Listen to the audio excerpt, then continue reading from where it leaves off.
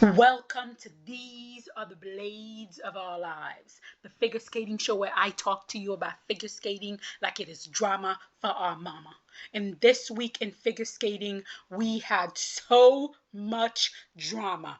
Good, the bad, the ugly. It was all there. Even at the Trophy Metropole Nice, which I thought was not going to be dramatic at all. We had some drama. Not the skaters, the coaches, the federation, but the weather. The weather decided it did not want to play nice. So after the short program for the junior um, dance, the junior ladies and the junior men, as well as the senior pairs short program, the free all got canceled because the weather was so bad. And then this is the first time in all of these decades of me watching figure skating that I've ever seen this. There was a giant cone on the ice while the skaters were competing.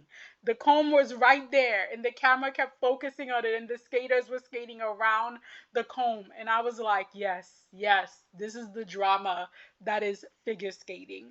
But getting into it with the competition, starting with the Trophy Metropole. For the pairs, I don't know if they eventually did the free program, but I only got to see the short. And in the short, I was only really interested in Minerva Fabian Hayes and Nikita Valadin.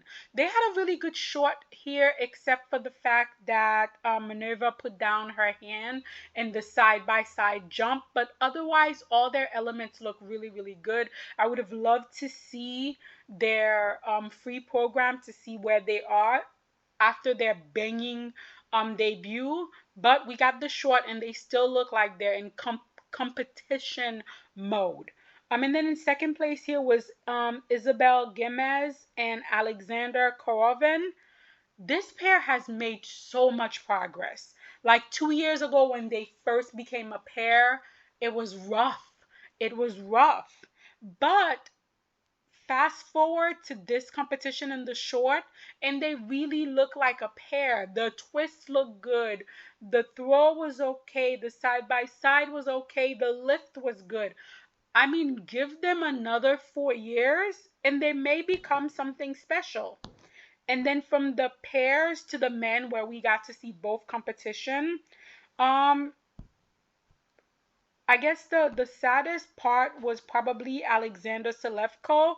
This was his debut this season. He was good in the short program. It wasn't clean, but he was good. But however, that free program was a struggle. So many pop jumps. It wasn't even falls. He was just popping so many jumps. And so even though he was in third place after the short program, he ended up all the way in eighth place. Actually, he was 13th in the free program with a combination putting him at eighth place overall. So that was really disappointing. They had two American men here, Liam Karpakis and Joseph Klein. They were okay.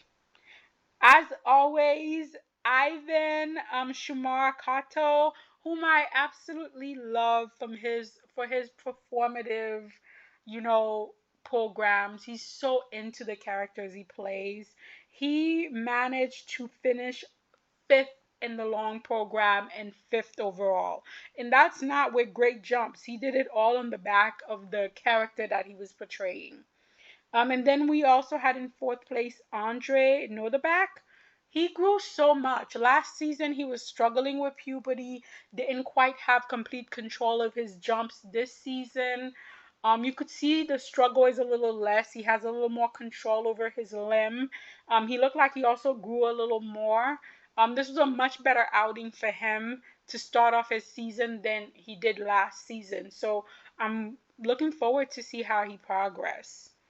And then the younger brother, Mikhail Selevsko, managed to finish in second place in the free dance and fifth place overall. And he has a really interesting long program. His long program is really interesting. I'm really looking forward to see how the coaching staff enable him to grow into that program, because he hasn't grown into that program yet. And then another difficult competition competitor here was Lucas Bucci. He was really good in the short program. He seems to really enjoy that music. And then we got to the free, and again it was like the popping and the falling. I don't want to blame the ice, but I'm wondering if because there was so many men falling and popping, if maybe it has something to do with the ice and the comb and all of that. But yeah, so he went from second to fourth in the free. This was not probably the competition he wanted, but he still managed to do enough to be second overall. So can't wait to see him on the Grand Prix. Hopefully, all of these competition is getting him in the mindset he needs to be. And then, of course, in first place here was Adam Siohemfa. I like both of his program. Of course, he was gonna do Dune. Of course, he's lying on the ice in the middle of his long program. Of course, it's dramatic. Of course, he has to have a backflip in the short program and in the free program. It's so very Adam. But I like that about him. I like the fact that Adam is the cool rebel. I like the fact that he's very uniquely him. I like the fact that he has a point of view. And I feel like in the square box that is figure skating, sometimes it's good to have a little round peg. So I do like Adam's programs. I don't love either of his programs, but I like him well enough. And then we got to the dance. The dance here was pretty good. I'm gonna start with the two Chinese pairs who managed to make it into the top 10 here.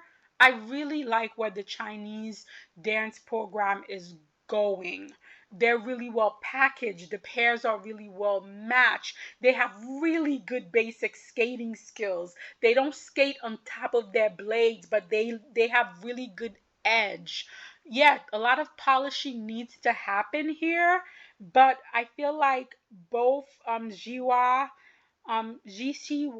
and Ling Gao He, as well as Junfei Reng and Jiweng Xing, a lot of potential. A lot of potential. I really can't wait to see where the Chinese dance program goes. And then in seventh place was Nydia Bashevskaya and Peter Beaumont. Now, I believe their coach said that she was the boutique of figure skating, as opposed to Marie-France Camp being the, what did she call it? The Costco of figure skating. She had the coach had two pairs here. Caroline Sosis and oh my God, I forgot. I'm going blank. And her partner, whose name I've forgotten at this moment. And the best thing I could say about their rhythm dance is that it was unimaginative. The best thing I could say about Nadine and Peter's rhythm dance is that it was bad.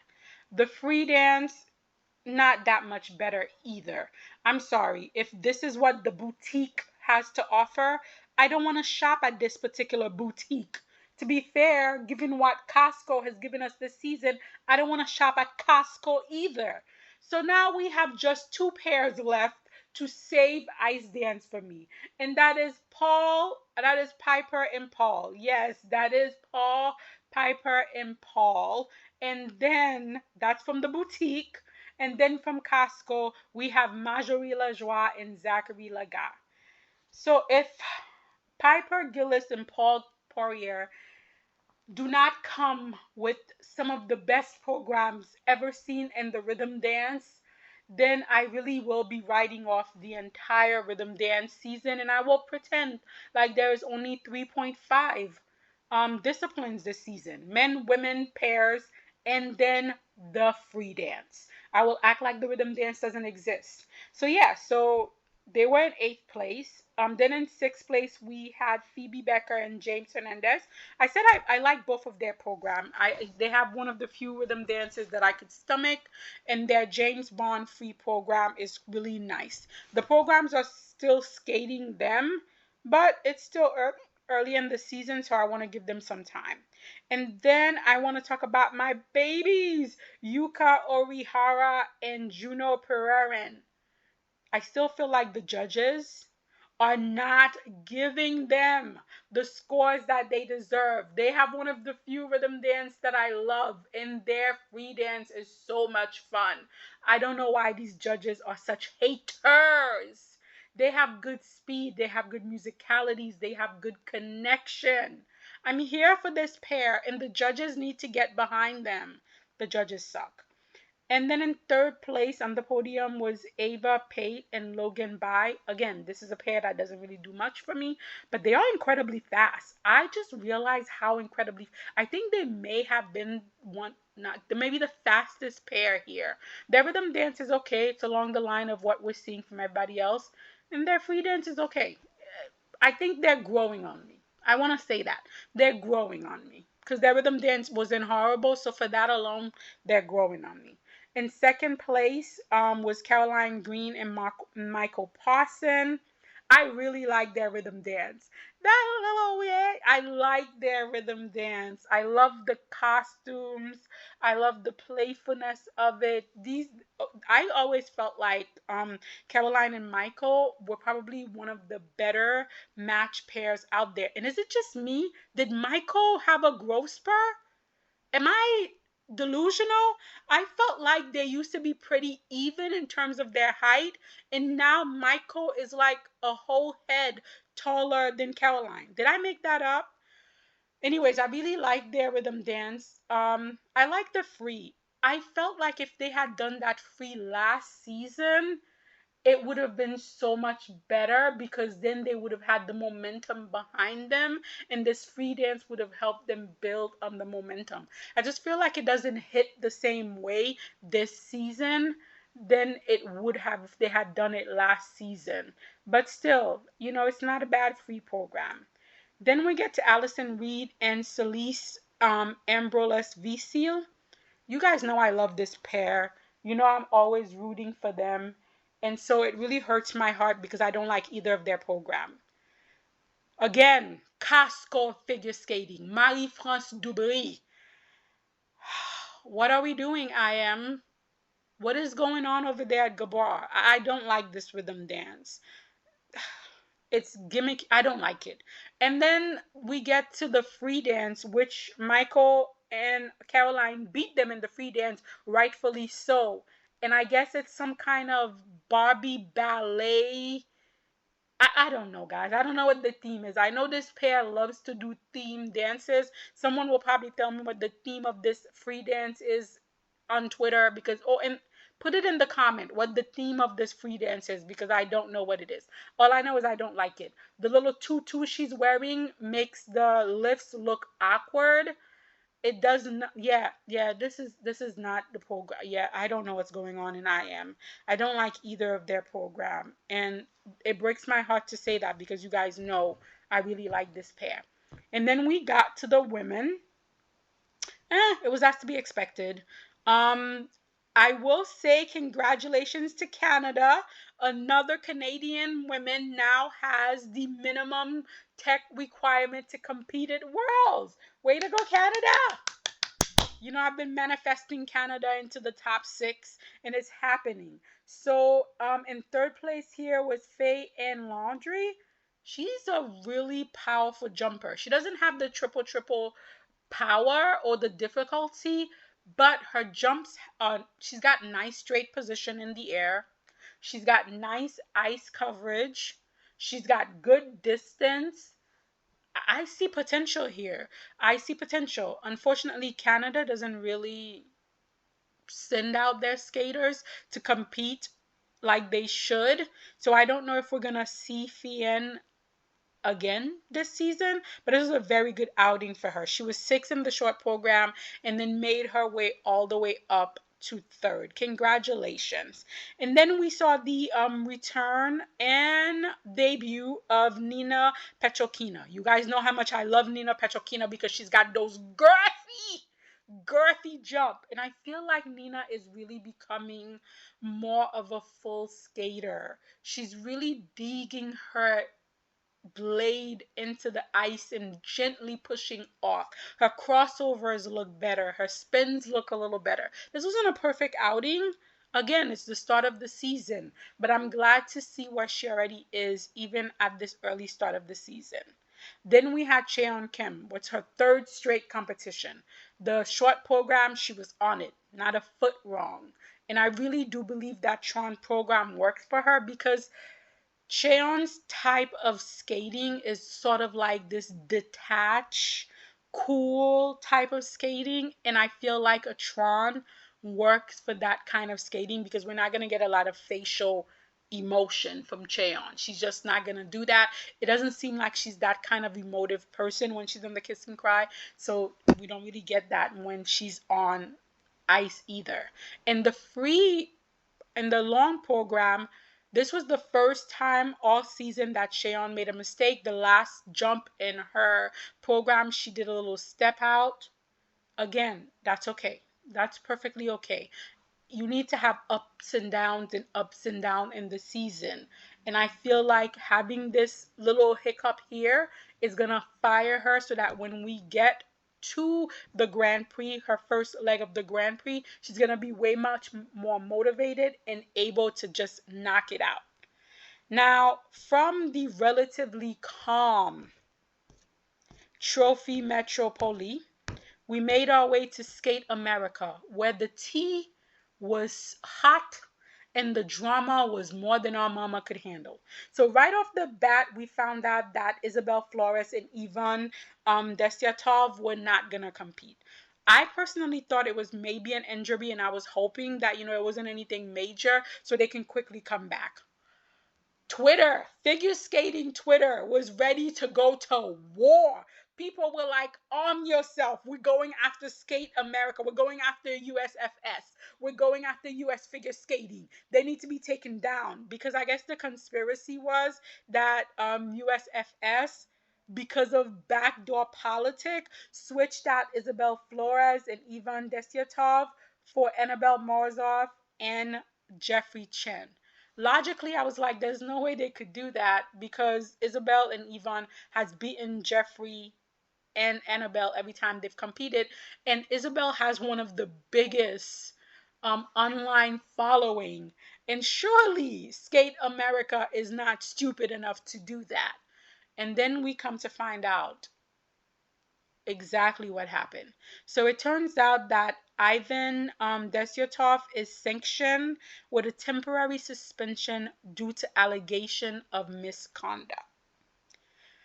And of course, from what we're getting, the tidbit we're getting on Twitter, this misconduct is of the sexual nature towards another skater. Now, just as we were trying to digest this situation, we get another piece of news, which is that Isabel Flores and Ivan Desyatov were married on August 12, 2022. That means that a 19-year-old Isabel married her partner, Ivan, from what many believe to be green card purposes. We don't know if that's true. It could have been love. They could have been madly in love. But that is what ended up happening. And then just as we were digesting that, we found out that two other ice dance pairs who are coached by Elena Dostatny. She is the coach for Isabel and Ivan. She is also the coach for Gracie Yee and Danielle Selev. They're also married. Adding on to that, we also learned that Leah Nasset and Artem Makalov are also married. Apparently, Leah and Artem were dating, they're in love, and that's why they got married. And also, Artem needs a green card and a citizenship for them to eventually compete at the Olympic. So this Elena coach apparently has this thing for importing these Russian boys, that phrase, rent a Russian, buy a Brit. So she apparently has this thing with importing these Russian boys. So we have Artem Makalev, we have Daniela Selevli, and we have Ivan Desyatov, all imported by Elena. And then she also has the tendency to have their young teenage partners then marry these boys.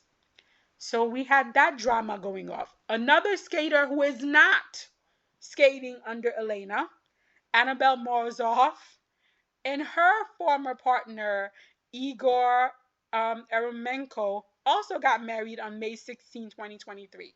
Rumor is that they are in love, but because of who her father is, she didn't want to make it public. But the thing is, even though Annabelle is married to Igor, she is now skating with Jeffrey Chin. So I don't know, guys. That was a lot of drama, for one event. But that was not even the full drama of it, because who did we have at this event? None other than Teamplushenko. And because this is the drama for our mama skating show, I give you a dramatic reading. I call it War with Ekaterina.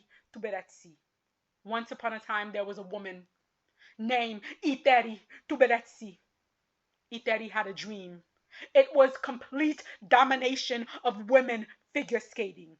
To achieve that dream, she produced many products. We like to call them children. She likes to call them products.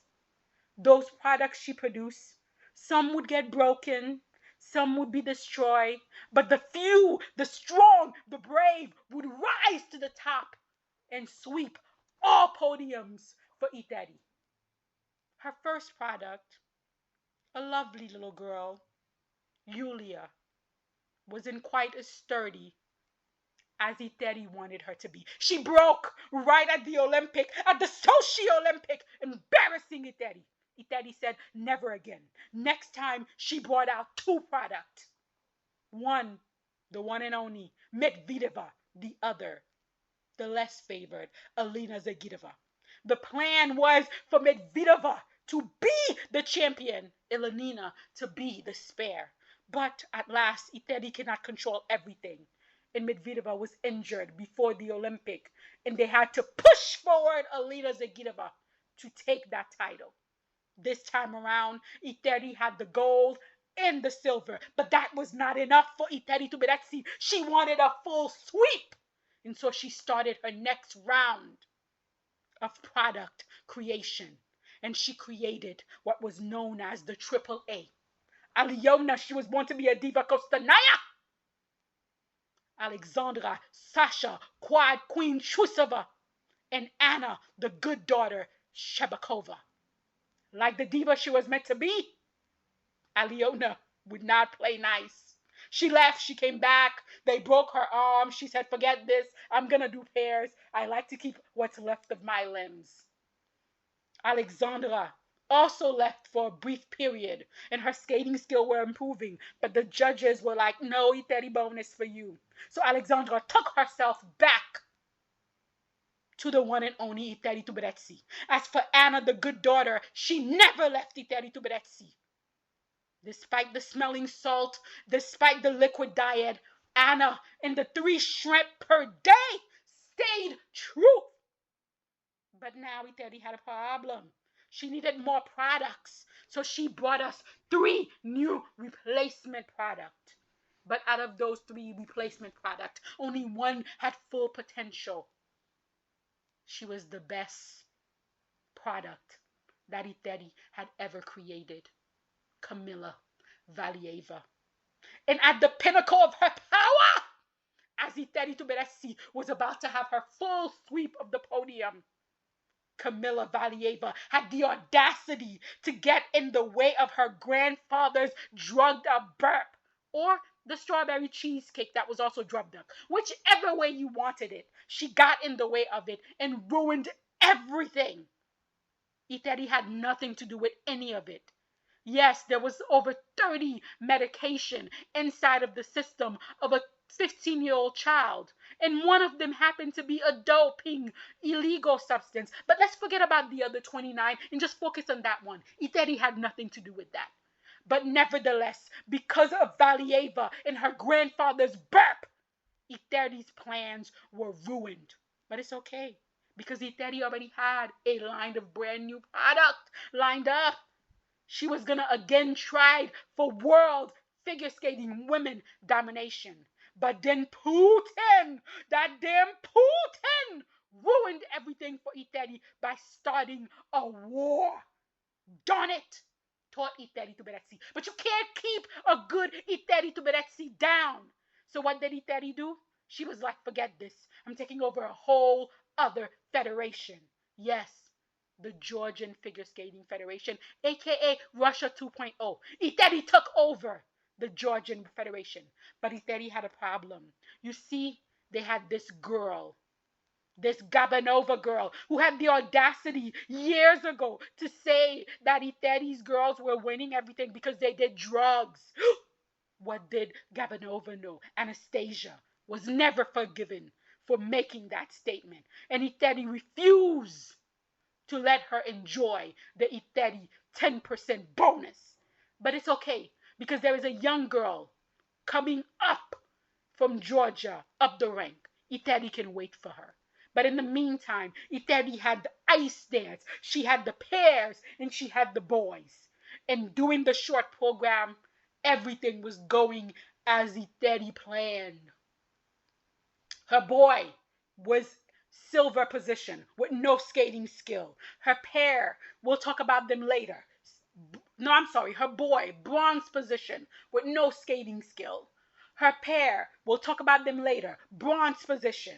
Her ice dance, flat edge daughter, bronze position. Together, Ekaterina was going to melt all of these medals and make herself one silver medal. It's not what Ekaterina is used to, but you got to make do. But war with Ekaterina.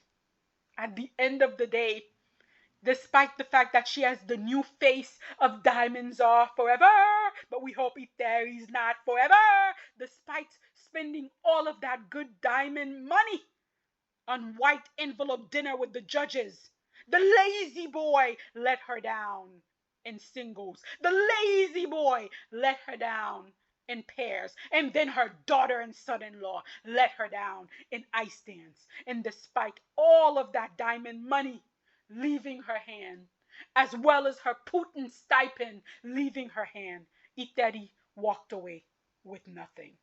Poor Warith Ekaterina. She is probably asking herself, what did I do to deserve this? I like to believe it's because you broke an endless number of children, drugged them, and then stole their chicken. But I bet you Ekaterina doesn't think that way. Ekaterina thinks that this is a crime against her. Warith Ekaterina. End scene. Guys, you gotta have fun in life, okay? Now, to get to the competition, starting right off with pairs. I was so happy with pairs. This was one of the cleanest pairs short program I have ever seen. I think two of the pairs did side by side doubles, but otherwise everybody came to play. Everybody came here to play, and I was so happy with pairs. I'm so happy with the way pairs are going. So I'm gonna start right with the British pair, Anastasia Vipin Lloyd and Luke Digby. Wonderful. They have made so much progress in every element, and they were so clean in the short. The long, it wasn't bad. It was not bad, but the progress that this pair have made, you could obviously see. Obviously see. Then we had in fifth place Maria Pavlova and Alexei Srentikov. This pair is all business. They have no connection with each other. Every time I see their short program, I don't mind the prince, but Sex Bomb is so cringy. It's really hard to watch that short program because of the music choice. Please change the Sex Bomb. It's no good. The Pirates of the Caribbean program is not bad because again it plays to their strength, which is the technical aspect of it, and they don't really have to be musical. They don't have to connect with each other. So it hides their weaknesses really well. But the problem is if they're competing against other skaters who have the connection and the technical firepower, they don't really stand a chance. Then in fourth place is Anastasia Maltakina and Luka Berilova. As you know, I'm not a big fan of Luka because of what he did to his last partner. So this isn't a pair that I ever root for. I'm always honest about that. But when I saw them get into position for their short program, and I had flashback to Gabby and Guillaume, who had a beautiful 80s theme um, rhythm dance that I absolutely love. It was one of my favorite. When I saw this was who this pair was going to imitate, I said, clear your mind. Let's see what they're going to give you. Because, that was an ice dance program. Let's see how they could translate that into pairs. After watching them, I went back and I watched Gabby and Guillaume's program. And my conclusion was Gabby and Guillaume gave us Prada, made in Italy. And Anastasia and Luca gave us Prodo, made in China. It's similar, but not the same. That's what I got. So I guess now this pair is gonna be the gimmicky pair that gives you these gimmicky programs every season. Okay. And then we got to their free program where I guess he was an elderly, decrepit old man, and then in the end she was some kind of like hooded assassin. Again, somebody please in the comment explain to me what the theme behind their program is. So I know Eteri was ready to beat Luca's behind because after she paid all that good white envelope money, he literally fell out of his axis on the death trap spin, and I know Eteri was livid. I know Eteri was livid. And then he also had a fall on the jumps, the side by side jump and the free program. I don't like either of their programs. But of course, technically, they are fabulous. I think they probably have the biggest twist in international competition right now. Their twist was huge. The side by side in the short program looked really good. The throw did not. That throw was under rotated. And I was surprised that the tech caller called it because normally they wouldn't. So that was very surprising to me. And then in the free program, their lifts are always good. Their twist is fabulous. The throws were okay. The jumps, not so much. But I don't like either of their programs. And then to the surprise for me of this competition, Ellie Khan and Danny O'Shea. That was the fabulous, fabulous skated short program. The throws, yes. Side by side, triple sow, yes. Twist, yes. And then they have beautiful in between skating. Their lifts, exquisite. The movements in and out of their lifts, exquisite. Their musicality, their connection with each other, everything on. I am a little confused as to why they decided to like merge two separate programs together. Like the start of their program is one program and then the end of their short program is another program. It like I'm enjoying the first half and then the music switch and I'm like, "Whoa, what is going on here?" So that's a little strange, but still. And then in the free dance, Ellie managed to land just enough of those throws in the side by side to get the job done. This team is making progress in the right direction. By Worlds, if they could keep on this trajectory, they may be able to skate two clean programs. And I'm really, really looking forward to that. In first place was Riko Mura and Ryuichi Kihara. Again, their programs are growing on me. I liked them the first time that I saw them, but it wasn't clean, so I didn't get a really good feel of them. The short program here was incredibly clean. They meant business. Every element was crisp. The twist is looking better. The throws, she's holding that edge longer. The side by side is still a little bit of a struggle, but let's not nitpick. The lifts are, I was worried about his wrist, but those lifts look like it was nothing. And then in the long, again, it wasn't perfect, but the elements are looking good. Oh my goodness.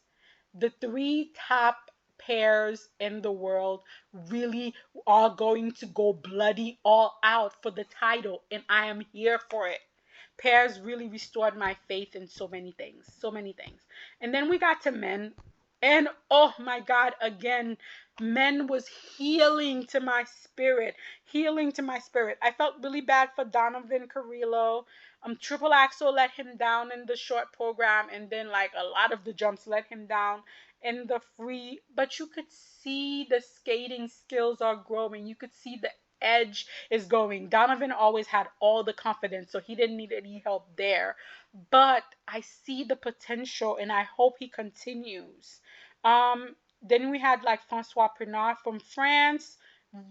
It was not so great in the short, but you know what I like about this skater? He's a fighter, because he was a fighter when he was a junior and he's taking that mentality over to senior, and he came back in the free and he fought. And then my Lucas Bassard, oh my God, such beautiful skating skills, such wonderful jumps when they're on, so much musicality. He needs a little more confidence. If he could get a little bit of confidence for Donovan Carrillo and really own the ice, because he's sort of disconnected with us, the audience, because he's so inward when he skates. And I feel like if he could get a little bit of that Donovan charisma, oh my God, it would take him to the next level. Wesley Chu skated as was expected. Nozuno Yoshioka, as expected. Maxim Nomov, as expected. Then my baby Kashiro Shimada. Okay, guys, I'm starting a basket, a $1.25 tree candle basket. And in that basket is gonna go Kashiro Shimada 2 clean program this season. That is all I want from Kashiro, is 2 clean program this season. The short program was lovely. You could tell he enjoys the music. He's got this effortless ease to his skating that's beautiful to watch, and it would just be that much more enjoyable if he would just skate cleanly. Unfortunately, he didn't skate clean in the short or in the free here, but oh, the potential is there. In fifth place was Denis Vasiliev. I love both of his program. He is such a divo, and I am here for the divos of this world. The short program, like I said, is like taking you to the club, and then the free, he's taking you to the opera. He's giving you variation of drama, and I am here for it. That quad style, so under rotated, but I love that he keeps going for it, and hopefully by the time we get to Worlds, he'll have it. I'm really starting to believe in the potential of Denis Vasiliev to get that European medal. I'm tasting it. I'm tasting it. And then in fourth place was Nika Igitsa. And of course, Iteri had to sit there in the kiss and cry and rub his knee because she needs her screen time, her international screen time. When in reality, we all know Iteri did not hold on to your jacket and would send Danny G or Sergei to go get you off the ice if you were not about to medal. Iteri was never seen with non-medalers. But it is what it is now. She has to sit in that kiss and cry, both with the pairs and with the men, knowing they're not going to medal, wishing she could beat their behind and not being able to. Again, Nika's skating is a jump drill. And he has beautiful jumps. He has beautiful jumps, so I will give him that. But that 10% Iteri bonus that they're giving him for the skating skills, the composition, the presentation, yeah, I wish the judges would stop. And then in third place was Kao Mura. Guys, I think Kao is growing on me. I don't know if it's because the short program was clean here or because he skated it with such conviction, so much conviction that he almost beat Ilya. This is probably my favorite short program for him. It suits him so well. It suits him so well. It's powerful, it's strong, it's clean. And then, I still don't think he has the skating range to do a romantic song, but this was a much better outing of that romantic song than we've seen all season. I think Cal's programs are growing on me. They really are. And then thank you, figure skating deity. Thank you. Kevin Amos, 2 clean programs. And of course, I love Kevin's programs. I always love Kevin's program because he has a vocabulary of movement that continues to grow and that are uniquely him. It was beautiful to see that short program, to see him skated cleanly with confidence, to see him innovate so much in his movement, and then to see that continue in the free program, to see him every time he landed a jump cleanly to get more confidence, to skate more freely, to skate more open. Oh, beautiful. Mwah, mwah, mwah. And he even beat Ilya in the free program. That is unbelievable. Yes. Oh, I couldn't dream of a better outcome for Kevin Amos. Thank you, figure skating deity. And then, of course, in first place here was Ilya Melanin. I like his short program. The reason why I like it is because it looks like something Ilya would skate to. It has some really interesting movements that are uniquely him. And I love to see him grow, not to be a copy of Nathan, but to be an original of Ilya. The vampire or I'm not a vampire free dance. It's unique. It's a choice. It's a choice, and he does give 100% to it. I will admit, and I continue to admit that Ilya continues to grow. Do I think the growth he's done equals the scores that he's getting in PCS, the scores he's getting in skating skills, composition, transition, presentation? No. But we went to what, two generation of Chenflation. We had Patrick Chen, who had beautiful skating skills, and that kind of gave him some tech bumps. Then we had Nathan Chen, who had incredible jump abilities, and that sometimes gave him a PCS score. And now we're having, the inflation, the Iliaflation era. It's not something new, it's something that always happens. And I guess it's just something we're going to have to deal with. It is what it is. I do think he's improving, but I don't think his improvement matches the scores that he's getting. And then we got to the dance. Oh my dramatic drama. First of all, I had said that, Skate America is the playground for Marie-France Dubry, for Patrick Lazon, for IM, for Gabra.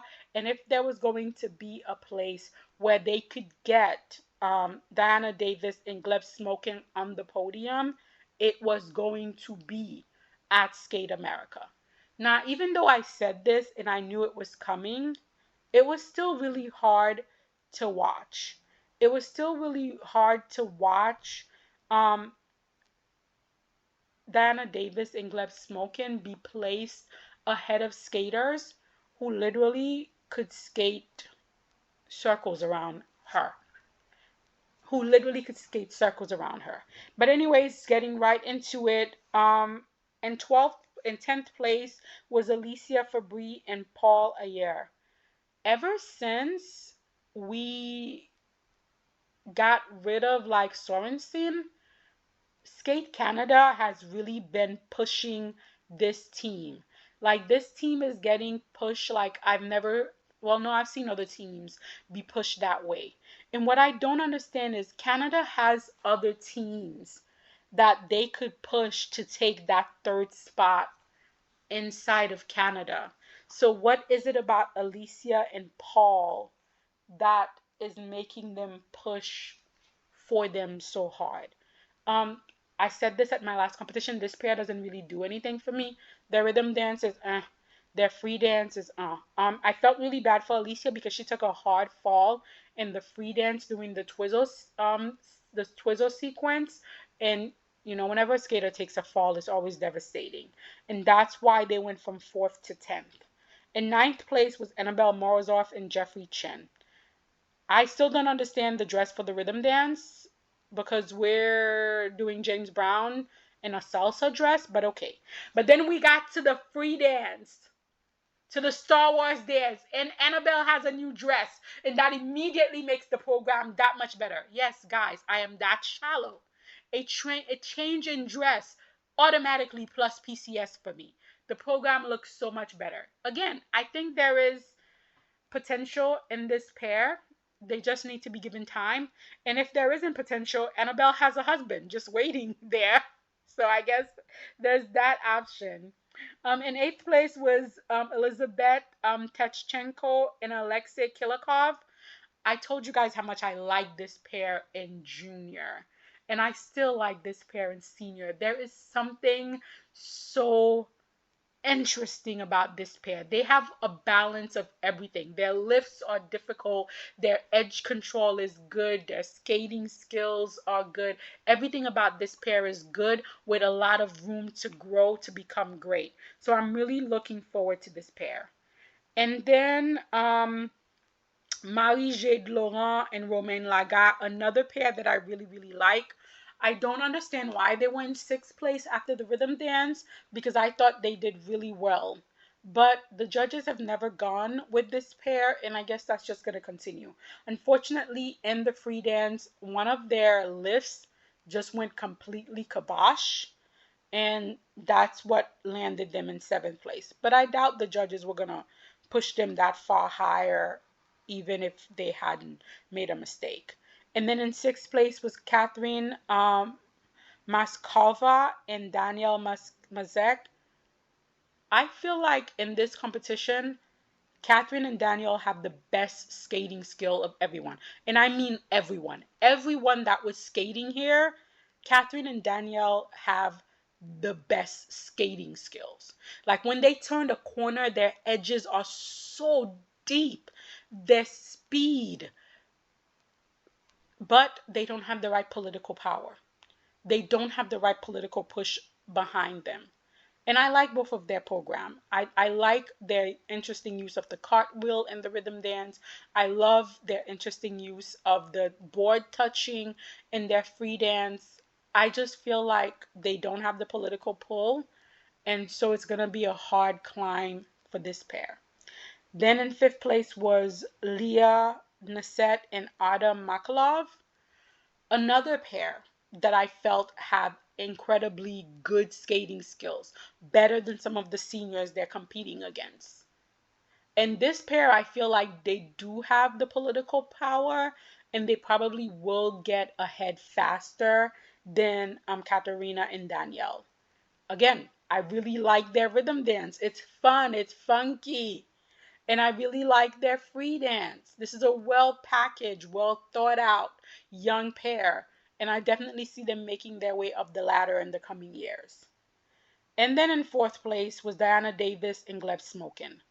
I know I told your ass, Marie-France Dubry, that if you were going to try to shove Diana Davis in her flat edge down my throat, if I was going to have to deal with the nepotism baby of the century, Diana Davis, you had better package her to within a T of her life and give her the best programs that you could. You took Iteri's good Putin money and then you gave them Lady Marmalade, gitchy gitchy, ya ya, da da. What the hell, Marie-France? If you didn't want to help them, you should have said no to the Putin money. What is this awful rhythm dance? Oh my God. The only consolation is that since everyone else's rhythm dance is equally as bad, at least I know Marie-France is not doing this on purpose to Diana and Gleb Smokin. And then we have the free dance. They have this one awkward lift where where she bends her leg and then he yanks her up to his shoulder, switch her coochie over to his face, and then drop her for full coochie face.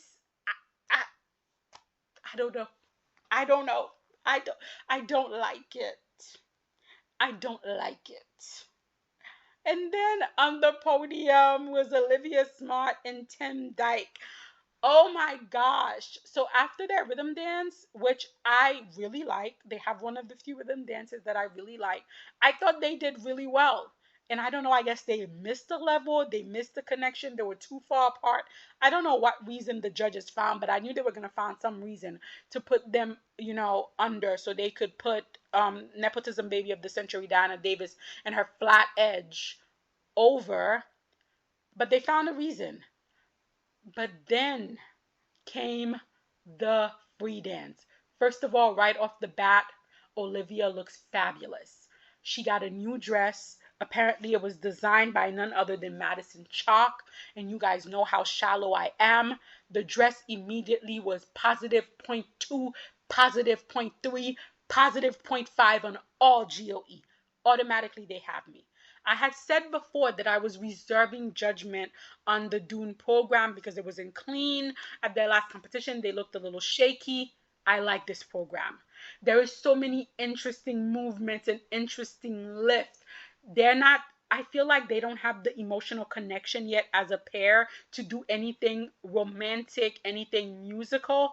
And I feel like this Dune program is going to give them the chance to grow, to get to know each other better, to blend, while at the same time pushing their boundaries and giving them innovative things to do. I even like the fact that they toned down Tim's outfit from green to gray. It works. And just look at like that. Look at that. Because the judges are shallow like me. Just those two changes in the outfit. Bam. You get a bronze medal at the Grand Prix. I really hope the judges get behind Olivia and Tim because I think there is something there. There is something there. And for some reason, I feel like they got two of the better programs that came out of IM this season. Then the surprise of surprise was Madison Chalk and Evan Bate in second place. At the rhythm dance, Madison took a fall. And I saw people all over skating Twitter talking about how for a top pair, they sure do fall a lot. I can't disagree. They do fall a lot. And I feel like the judges finally penalized them here for it. Even though they won the free program, they still got penalized by putting them in second place. So starting with the rhythm dance, is 11 cut of music really necessary? I get the idea. They were doing the whole party throughout the entire decade. I get the idea, but just because something sounds great in concept doesn't mean it works well in theory. This was a hot mess. Like I couldn't focus. The music was everywhere. They were everywhere. I can't even give you an opinion of the program because I was trying to get used to the music, the hash bass music, that I didn't have the energy to even focus on the program. So for now, I'm gonna put their rhythm dance and the I don't like it. And then their free dance, I prefer the free dance. I like the whole jazz blue na na na na na na na na na na na na na na na na. I like that. I love jazz and I love the jazzy blues feeling that they're going for. Again, a bunch of music cut when two probably would have done the job just as well.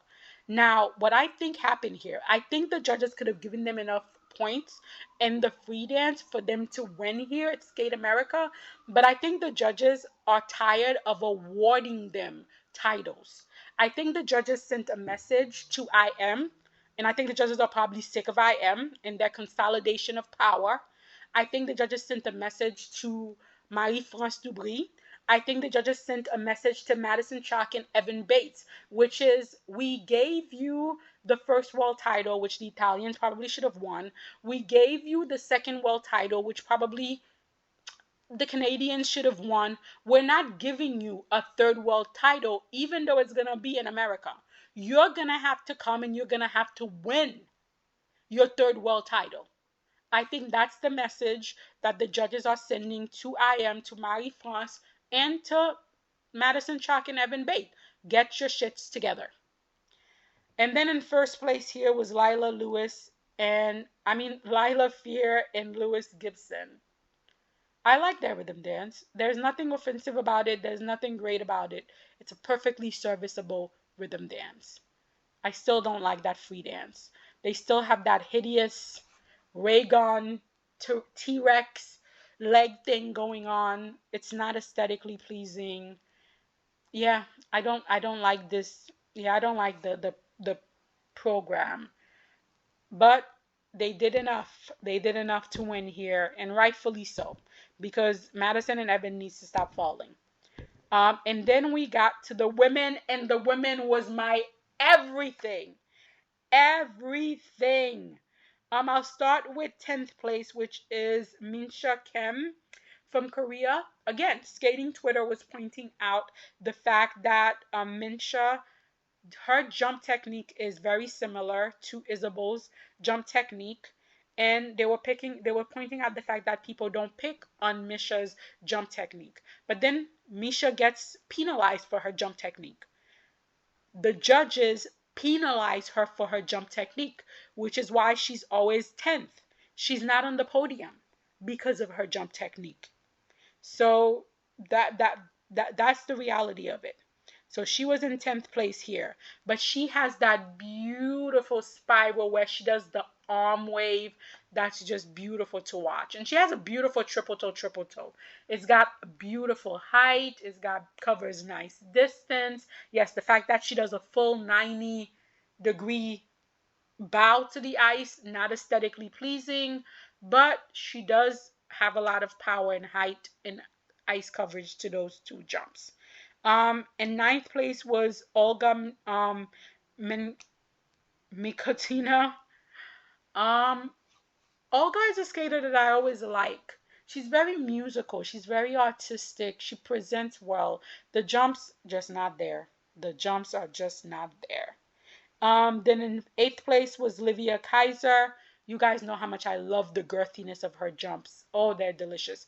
But I feel like because the first part of her jump is so powerful, she doesn't have enough power to control to lead to a second triple. So she only has a triple double combination. And if she doesn't skate perfectly clean, I feel like she's not going to climb up the ladder. But I do love her girthy jumps. And then my heartbreak, Yuna Aoki. You know, Yuna Aoki was my pick to win this because I love her skating. And despite the fact that the triple loop just completely let her down in the short program in her combination jump, she had the most elegant fall I've ever seen. She fell and got right back up. And the rest of the program was beautiful. And then the free program, absolutely exquisite. If only she could skate two program cleanly. So you know that basket that I have, that Dollar Tree candle basket. We're going to put Yuna Aoki into that basket for two clean program consistency. She's going into that basket. Then Elise Lynn Gracie. I thought Elise was gonna win this competition, and I feel like it's not about talent. It's not about the ability to do it. I think it's about that mindset that you need to compete, that champion mindset when the pressure is on for you to compete. Unfortunately, the pressure was on the triple combination, which is usually her bread and butter, let her down. And you could tell she was nervous, she was edgy, both in the short program and in the long program, skating in front of a home audience, what that possibly means, a world spot. It was a lot of pressure, and unfortunately, she just couldn't handle that pressure. I do think, however, this does not help her case to getting a world spot, only because right now if I'm US figure skating, USFS, I'm thinking my team is Amber Glenn. I'm thinking my team is Isabel Levito. And I'm thinking with the third spot, I have some options with either Alyssa Liu or Brady Tennell or Sarah Everhart. I thought Elise was a outside chance, and a good showing at this event would have helped push her narrative a little more. So unfortunately, I feel like that has just pushed her a little further from that possible world spot, which is unfortunate because she's a lovely skater with nice skating skills and beautiful jumps. So she's going right into competition at the end of this week at Skate Canada. So hopefully she can shake this off and go much better over there. And fifth place, we had Brady Tennell. No falls.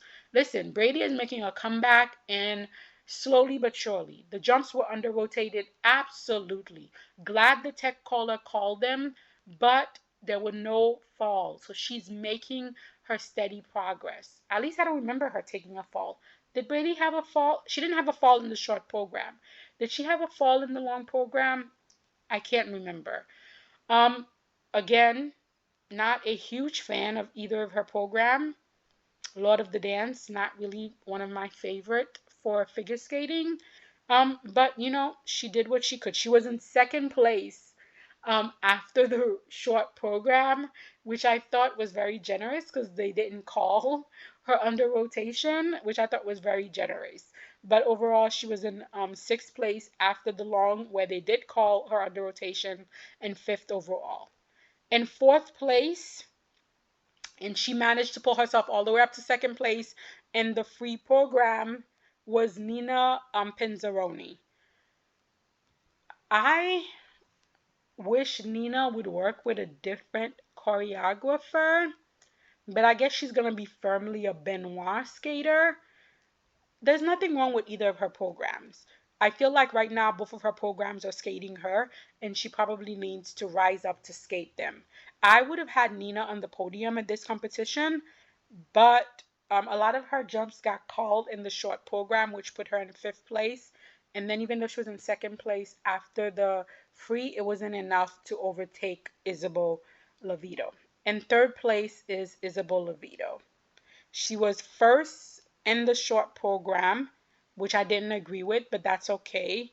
And then fifth in the long program and the third overall. I love Isabel's short program. That Breakfast in Tiffany, she seems like she loves it so much. She skates it with so much joy. She skates it with so much energy. I love her position in her spins. I love how she carries herself. I love her presentation. I love her ice presence. She's got so much it factor. Um I'm not going to talk about the jumps because it's unnecessary. The long program I don't love as much. And I feel like the reason why I like the short program so much is because she does less jumping. And then you get to the long program where she's doing more jumping passage. And oh my God, those jumps. Um, Under rotated because that jump technique, it tends to lead to pre-rotations and under rotation. She took a fall. Yeah, it was I wouldn't have had her on the podium at this event. I would have had Nina in third place um and Isabel in fourth place. And that's not because I don't like Isabel. I really do like Isabel. She seems like a cute kid. She's got so much going for her skating. But it's impossible for me to ever put her on the podium because for me, all of her jumps would automatically get a negative GOE. So the thing about it is the ISU literally has categories for the jumps to be graded on. So you have difficult entry and difficult exit. You have speed in and out of the jump. You have height of the jump.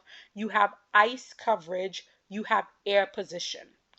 Out of all of these, the only box that Isabel's jumps check is difficulty coming into the jump. She has difficult steps coming into the jump. Then she goes into a complete stop, which means no speed in and out of the jump.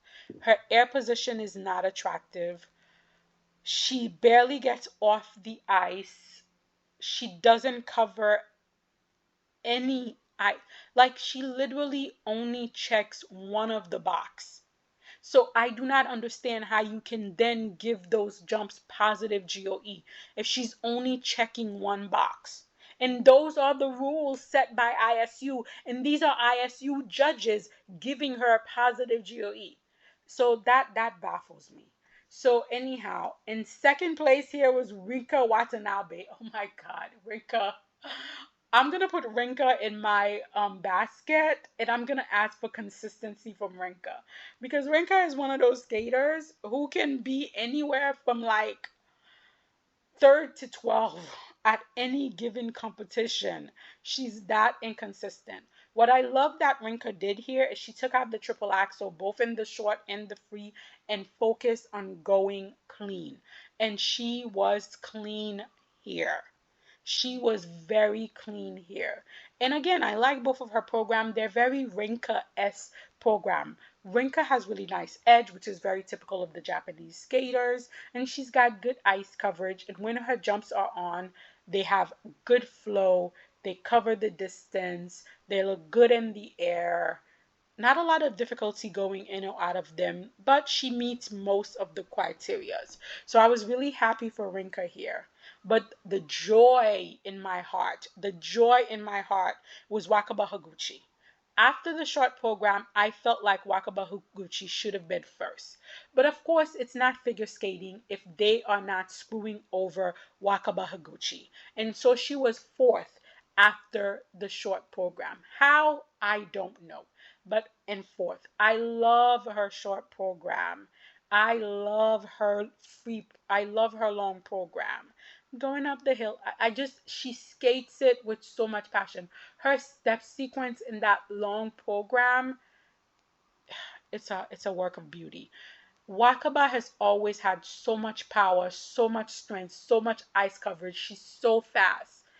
And I feel like because she's not as flexible as other skaters, the judges just disregarded all her strength and buried her for years. And the fact that we've had a decade with Wakaba, a decade plus with Wakaba, and this is her first time winning a Grand Prix medal, shows you how much the ISU has been robbing Wakaba. The only silver lining was the fact that in the short program, the Japanese judge put Wakaba first. After a decade plus of the Japanese Federation not supporting Wakaba, it was good to see someone from that federation finally get behind her. I was so happy to see Wakaba in first place here, winning her first Grand Prix medal. I'm putting Wakaba into that basket for the Dollar Tree candles, and I'm praying with all my being for consistency and continuous growth for Wakaba this season. But anyways, that was all the skating that happened last week, covering both the 2024 trophy Metropole Nice and Skate America. Now I have to put the spotlights on two of my favorite things at these events. The first one is, of course, Too Clean program from Kevin Amos, which with the long program even putting him in first place. He was so wonderful in both of these programs, and to see his reaction in the kissing cry was everything. I wanted him to do so well here, but I was so tentative, and for him to come here and deliver was incredible. I'm putting half of a spotlight on the Japanese judge who put Wakaba first in the short program. And then I'm putting my full spotlight on Wakaba Higuchi, a skater that has always been robbed by the ISU, by skating, but who has never gave up, who continues to fight, who continues to strive, and finally got her flowers. Congratulations, Wakaba Higuchi. So those were my spotlight moment from figure skating this week. You guys let me know in the comment what were your spotlight moments, and I will see you at the next competition.